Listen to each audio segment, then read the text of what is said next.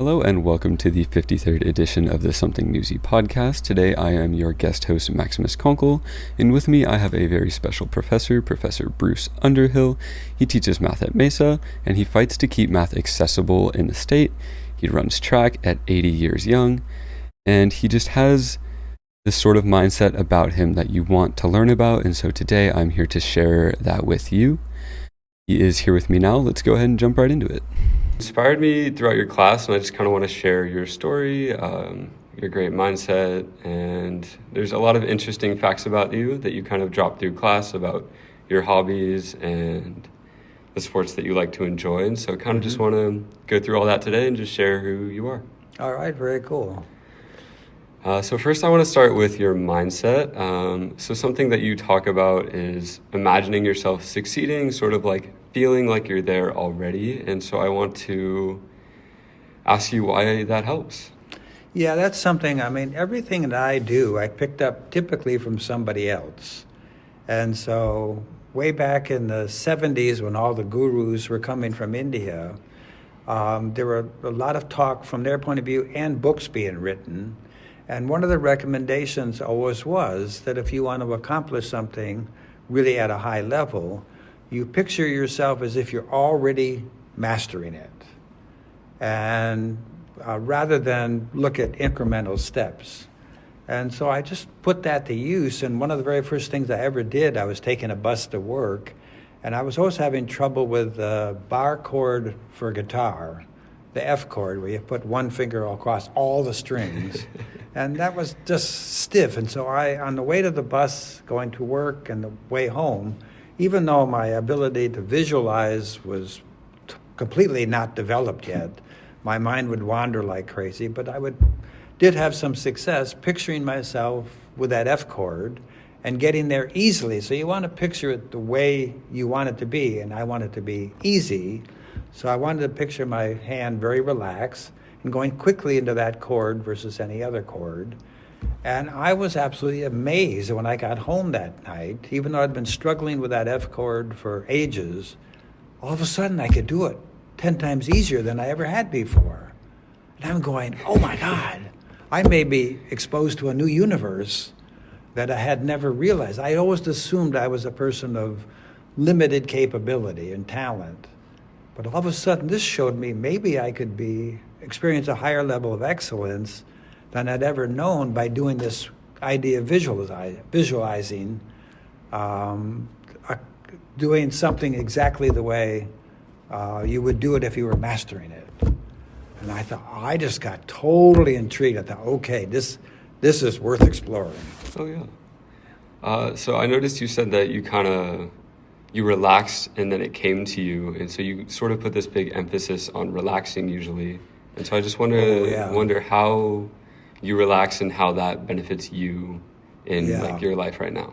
Yeah, in fact, part of that same books that I was reading was in order to get into the ability to visualize, you can visualize better if you're completely relaxed. If your mind is preoccupied by all kinds of things that are causing you major anxiety, it's pretty tough to then focus your brain onto something that you want to pick. So if you go through a meditation where you're breathing and just focusing on whatever is coming to mind, and as you focus on it, you just become an observer. So you strictly observe yourself in what's happening. Like if your mind is racing through stuff, you become a distant observer and say, oh, well, my mind is racing through stuff. Yeah, I think like when I meditate, I become very self-aware. Yeah. And little by little, all that preoccupation can relax, and so you're replacing all that keyed up kind of interaction with the world until all of a sudden you become more and more just focused to what's inside, more and more. And once you get pretty relaxed, all of a sudden now you can start picture yourself, whether it's singing or playing basketball or whatever, and you picture yourself doing it perfectly. And so that's the warm-up to doing that, yeah. Got to relax first. Yeah. So about visualizing success and sort of staying relaxed, staying confident, you give your students a paper on the first day. Do you know what that paper says? Well, the paper that I include in the Canvas site, it has the major stuff, the syllabus, it has possibly a homework list or some other information. But there's another link that says, Realizing Your Amazing Success, something like that. I think I've changed the name a couple times. But on that page is all that similar stuff we just talked about the idea of visualizing, about how we all have a history that makes us think that we have a certain level of ability based on our history. But that history can be very minor. That is, we could have tried something in the past, it didn't work out right away, and so we kind of feel like, oh, we're not very good in that arena. But we haven't yet necessarily tried this idea of relaxing, visualizing, and then picturing your own perfection. And so we don't know how amazing we can actually be until we actually test it at this level. So all of that information I try to put on that page and try to encourage people during the semester by, at certain times in the class, just really taking a moment and taking that deep breath, especially when it comes to exam time. Yeah, speaking of exams, you don't really call them tests like any traditional teacher would. You kind of call them knowledge celebrations? Knowledge celebrations. Hopefully that we reach and achieve mastery during the, while we're going over material. And so that you think about, being fully prepared. So when you go into the actual test, hopefully you complete it well and then walk out of there thinking how proud you are of yourself of having done it. Unfortunately, math is sufficiently challenging that it doesn't always work out for everybody to be a celebration. But I'm keep hoping that this gives you your best chance to do well. Yeah, while we're on the topic of math, and math is obviously challenging, you speak about the issue of, I believe, entry-level college math classes getting removed from community colleges. Oh, yeah. And the sort of impact on students there. So if you could speak about that. Yes, in fact, as soon as that we became aware of that, members of faculty, that the state had done that, first of all, I was completely shocked. And what did the state do exactly? The state, with recommendations from groups that are outside the community college realm, different organizations who thought they had an idea of how to make math more effective in terms of students getting through their math requirements, they recommended to the state legislature that we no longer teach pre-algebra, elementary algebra, intermediate algebra. They wanted to get rid of what we're taking now, which was college algebra. Luckily, we still have a couple sections of that, but many fewer sections than we had before. And all of a sudden, there is a group statewide, the Faculty Association of California Community Colleges. They're a statewide organization that typically weighs in on these subjects, but my sense was we should be weighing on it immediately at a very powerful stand, and FACCC was not doing that. So I got in touch with a couple of the people on their staff from their advocacy group, and including their executive director, and said that we need to do something now. And she was, the director was very nice, put me in touch with a gentleman from Los Angeles, and the two of us started a drive statewide to fight this. And many other people were kind of behaving in a way that, well, they seemed like they were just going to try to make the most of this law and try to get away with teaching it effectively. But that to me was insufficient. You just can't come in to community college for the first time and jump right into a pre-calculus and calculus. Yeah, for students, like some students come out of high school with just taking intermediate math 2, and they're not even exposed to calculus. So to just go right in with no support is... Oh, and people have been out for a few years, they forget their math, or maybe they were in high school and maybe they didn't do so well. Or like people that are like 40 even, that haven't done math in 20 years. Oh, yeah. And so we've become quite successful, that FACCC organization. Now they've made a whole resolution that this this should not be that way, that we should allow students to take what they need to take. We have the Academic Senate statewide with resolutions recommending that they reinstate these basic math classes. And we're hoping that in the spring, we can get some changes by the state chancellor's office. They're the ones, we think the law that you can actually, it doesn't absolutely forbid you from teaching these classes, but the way the state chancellor's office is interpreting it, they're making it absolutely, yes, if you teach these classes, we're going to recommend withdrawing funding from your campus. And what we're now going to work on in the spring is to make sure the chancellor's office is allowing these classes to be taught. So you want them to acknowledge the correct interpretation of the current legislation? Yeah, AB 1705 is the magical number that everybody is petrified of and reacting negatively to. So some campuses are ignoring it. They're willing to face the threat of the state chancellor's office. And even Southwestern here has had a talk with their board of governors and with their president, and they are in fact offering some of those more basic math classes. Mesa College is still not doing that. They're a trickier situation because they got 3 campuses that have to kind of coordinate, and we're hoping that they can come up with a good approach by the spring semester. And is there anything that people are doing just every day, people that aren't super involved in this sphere? Can they help at all? Can they make any phone calls? Or? Well, when we were contacting our drive this semester, we had people sign a petition and contact their member of state from the state assembly and the state senate. We're thinking that we're close to being successful with that, but I think some of those petitions are still available. So what I can do is I'll check with the people who are most active on the drive and see if in fact they're still collecting signatures. And that way it would be, when we first started, we wanted as many people as possible. I was looking personally to try to get at least 1,000 people that were in the academic world and another 1,000 people who were just heard about it but realized, oh my heavens, if I had to go back to community college and I had to go in at that high level, that's absurd. Yeah, just sort of appealing to realism.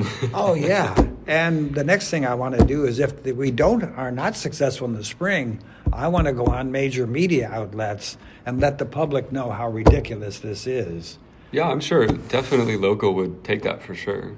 Oh yeah, I would love to go on to what used to be used to be KUSI, which is now I think Fox 5. Oh, that's some. I like that news. Yeah, they do a lot of local news, but I would love to get on statewide, and it's probably just a statewide issue. Yeah. So I don't think federal news would pick it up, but. Well, education over the country is changing now, but. Yeah. Well, who knows what's happening next? We'll save that for another time. Exactly. I kind of want to switch directions here. I want to talk more about your personal accomplishments. Specifically, I know you compete. I know you go recently to nationals, so I just kind of want to talk about your overall journey for competing. Oh, okay. When did it start? Where are we at now? Sort of why you're special in a way, I would say. Well, I've been amazed. I mean, part of this whole idea of visualizing yourself. So I think when I first started, I was trying to think what year it was. Around I think in the year 2000 is when I heard that in fact the San Diego Union was sponsoring a track meet for people over 50. And when I first saw that, I go, track meet for people over 50? It's a turtle race. The track must be lined with ambulances. So I looked into it, but even just before that, I had discovered when I went to visit a friend and we were going to have this I was going to have this workshop, 6-day workshop that included running a mile every morning. And I used to run the mile in high school as part of the track. Do you remember what your time might have been in high school? My best time was 5 minutes, 5 seconds. Oh, that's pretty fast. Yeah, there was a guy who came in about the same time as I was finishing up who was under 5 minutes, Ooh. like 4:30. That's pretty speedy. Oh, yeah. That's back at the time when tracks were cinder tracks, not this nice rubberized tracks. So, but all of a sudden I had done a lot of meditation and relaxation, but I had not done much cardio. And so when I did a little run down the block to see what kind of shape I was in, and I had nothing. I could not run a whole block. Just winded. Oh yeah, I mean, nothing muscular was available. Yeah. And so I thought, this is dangerous. I'm too young to be that incapable. So I started just little by little to join an aerobics class or something, and to start walking and jogging. But then I had this thought in my mind that in terms of what you can or cannot do as you age, we have so many thoughts in our head that said, well, I'm a little older, so probably I shouldn't expect much. But I started to redo that and say, well, let's just see what's possible. So... It's kind of like if you don't ask, the answer's no. Yeah, exactly. And so the idea was just to see how far it could go. And so every time I would I think the aerobics, turbo kickbox, might only have been a half hour in the beginning. And so to do a turbo kickbox, kicking up, jumping, all kinds of stuff, I had to rest. In fact, they recommend you take one class a week and rest up. Yeah. It sounds intense. Yeah. And then they made them an hour. But I found out that, after I'd done the first one and recovered and a whole bunch more, that all of a sudden now it was becoming kind of what one could do. Yeah, it's the body normal. had adjusted. Yeah. So I just kept moving that up and found out the body will keep adjusting. And you just have to do a warm-up that lets the body know it needs maybe more red blood cells to carry the oxygen. And if you have aches and pains, you kind of want to pay attention to that and see if you can work to get above it and do more stretching and whatever it takes to, like I had a hip that was bugging me, but that eventually just completely disappeared. So Yeah, I think a lot of just body weight exercises and stretching is very beneficial. The gym is obviously amazing, but you definitely don't need it to be healthy. Yeah. It's just commitment and repetition of stretching and. Just getting exercise and. So that's what happened. All of a sudden, I saw this track meet, and I thought, oh, my heavens. So in the year 2000, there was a 2000 Olympics going on, but the year 2000, they held Senior Olympics down at the Olympic Training Center. And where's, down where? In Chula Vista. Okay. And I entered it. I don't remember what I did or how it turned out, but there was a gentleman there who was, I think... 95.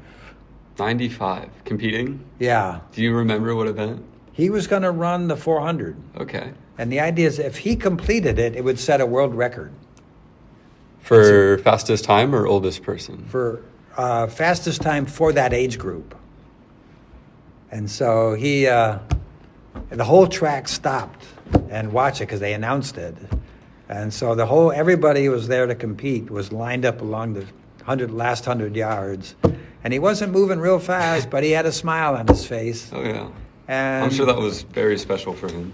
Oh, absolutely, and it just so happened a friend of mine had my video camera, and they were interviewing him afterwards. Okay. And my friend recorded that interview, and he said he had used to run track when he was 20. Yeah. But he took a 60-year break, so he started training again when he was 80. Okay. And he had been now training for 15 years. And now set a world record for his age group. So it's incredible. That planted a thought for me. So I started competing, and I now have, turns out, because of just following this policy of really not only exercising, but going into a very powerful R&R, rest and recovery, after each exercise. But I'm not only just recovering from the exercise, I'm actually exploring the body to see to what extent it can find more capability. So any place there's a tension, you just focus on it And all of a sudden, that part of the tension can let go, and you can become in a better alignment in general. So all of a sudden, your capability on the track keeps improving. So you're not just maintaining; you're actually getting better and better, which is fascinating. Yeah, I'm realizing this all sort of comes back to that focused relaxation. Yeah, absolutely. So for track and field, what events do you compete in? Currently, I'm competing for long jump, triple jump, 50 meter, 100 meter, 200 meter, and 400 meter. Oh, jack of all trades. It's the triple jump only came about because there was a guy who was being a ref who was a coach, and he just suggested that maybe I try triple jump. I'd never done it before, didn't even know how it worked. Yeah. But he was so generous. He gave me his training manual. Okay. And I tried to compete, and I was doing it wrong for a while. And then all of a sudden this last summer, in fact, the last two nationals, which were 2019 and 2022, I think it was, they got off sync because of COVID. How often was it before? It's every 2 years, typically. So my first one, I think, was 2015, and then 2017, 2019. And at first, just to compete, the fact that in order to become eligible for a national meet, you have to do well in a state meet. You have to be in the top 4 of your event. And the state meets are held at community colleges, right? Well, there happened to be several of them here at Mesa College, but they could either be, one was held in Pasadena, they can be held at different places in the state. And this last summer, I missed the ones that were in California, so I had to find another one, which I found was in Wyoming. Really? You competed in Wyoming? So I went to Wyoming, it was a combined meet. There was a combined meet for Wyoming and Colorado. Okay. So if you were from Colorado in the top 4 of your event, you qualified for next year's national. If you were from Wyoming and competed in the top 4 of your event, you qualified for next year's national. But I was from neither of those states, so I had to be in the top 4 of my events, just no matter what. Yeah. Well, turned out the outcome was pretty cool, in that I won all 6 events. All 6, first place? Yeah. Incredible.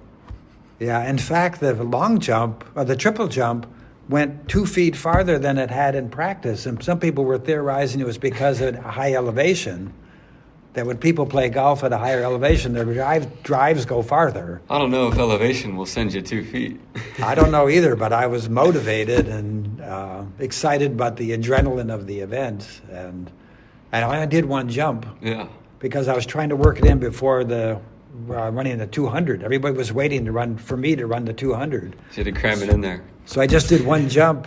And when they said it was 24 feet plus a couple inches, I go, oh, that's fine. I don't think I'm going to do any better than that. I'll take it. I'll take that one. Yeah. Awesome. Thank you so much for tuning in to the 53rd edition of the Something Newsy podcast. I have been Maximus Conkle. This is not the end of the interview. This is part 1 of 2. This interview ran a little long, which is good because it's more info for you guys, and I'm happy to provide that for you. Please do tune in next week if you found this episode particularly fascinating, and I hope that you enjoy the rest of your day.